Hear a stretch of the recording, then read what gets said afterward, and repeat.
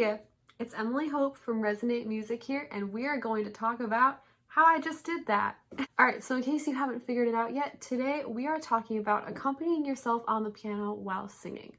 Now, before you watch any further into this video, it is really important that in order to do what I'm about to teach you, that you have a really good knowledge of piano chords. So, you should know all of your major and minor chords.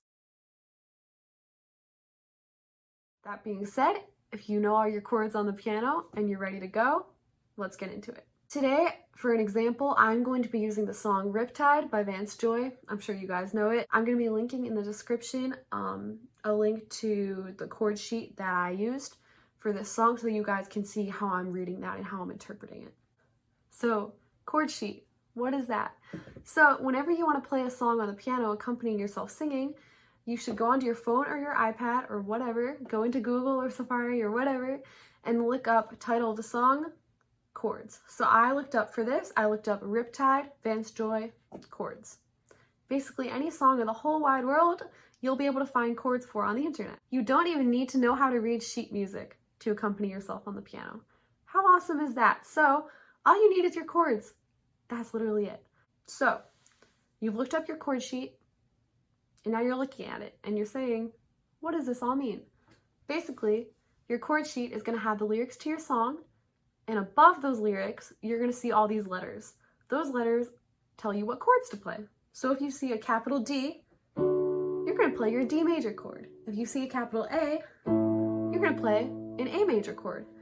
If you see a D with a little M next to it, that's going to mean a D minor chord. If you see an A with a little M next to it, that's going to mean A minor chord. If you need more time to review that, just look up how to read chord symbols on Google, and I'm sure you'll be able to find a lot of good resources. If anyone wants a video on how to read chord symbols, let me know in the comments.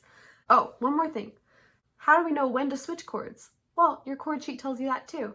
The chord, those little letters that tell you what chord to play, those will be positioned over the lyrics in a way that it tells you when to switch chords. So if over the word Riptide I see a capital C, I know that on the word Riptide, I need to switch to a C chord.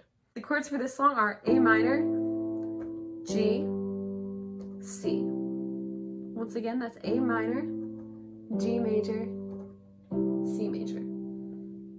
That being said, once we're comfortable with our chords and we're comfortable reading our chord sheet that we found on the internet, we can start deciding how exactly we want to play those chords. And that's what I'm here to teach you guys today. I'm here to teach you a few basic patterns that you can use interchangeably whenever you want, depending on the song and how you want to play it. And you can use these basic patterns for basically any song and you'll be able to play it. So for our first pattern, we're just going to be playing single chords, I like to call it. So we're just going to be playing one chord per measure. I'm going to be playing the root note of the chord in the bass. So for the A minor chord, that would be an A. And I'm going to be playing the three notes of the chord in my right hand. So for the A minor chord, I'm playing an A in my left hand, an A, C, and E in my right hand. It should sound like this. For the G chord, I'm playing a G in the left hand and a G chord in the right hand. For the C chord, I'm playing a C in the left hand and a C chord in the right hand. And that kind of position of playing the root note in the left hand and the entire chord in the right hand is going to continue for most of these patterns. So let's just play through those three chords a few times. I'm playing A in my left hand. I'm playing an A minor chord in my right hand. And I'm just going to play those at the same time. So 1, 2, 3, 4. 1, 2, 3, 4. 1, 2, 3, 4. 1, 2, 3, 4. 2, 3, 4. 1, 2, 3, 4. 1, 2, 3, 4. Now let's add in singing. Oh lady, run on down to the riptide, making her way to the dark side. I wanna be your left-hand man.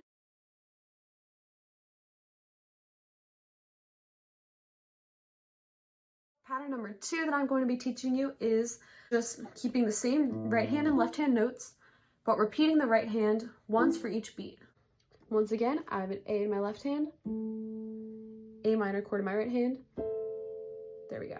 And I'm going to play this just like we did last time, but I'm going to add 3 more right hand pulses. So together, right hand, right hand, right hand, together, right hand, right hand, right hand, together, right hand, right hand, right hand. Hope that makes sense. Let's do it a few times. 1, 2, 3, 4. A minor, G, C.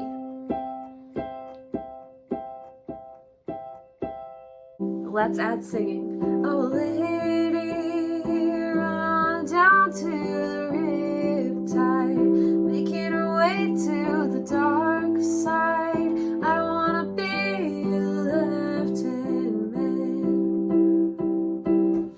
Yeah. All right, so that's pattern number 2. Once again, pause that and review it as many times as you want. So the next pattern I want to talk about is more, I really like to use this pattern for slower songs, stuff when I want it to be really pretty and flowy and really light, but it really works for any song. It's all your artistic choice.